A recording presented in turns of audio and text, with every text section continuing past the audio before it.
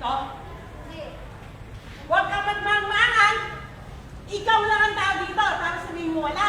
Wala akong nakita dito. Imposible! Tayong dalawa lang dito ah! Tayong dalawa lang dito. Bakit ka ba nagkakaganyan sa akin? Alam ko, hindi ka nagsasabi ng totoo. Ilang beses na kitang nahuli na nagsisinungaling ka. Ilabas mo yun! Bakit ka ba nagkakaganyan sa akin? Ano ba ang kasalanan ko sa'yo? Marami kang kasalanan!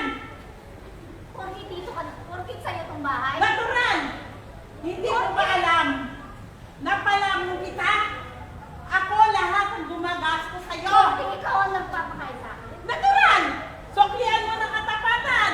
Hindi ako kumuha ng 5 piso.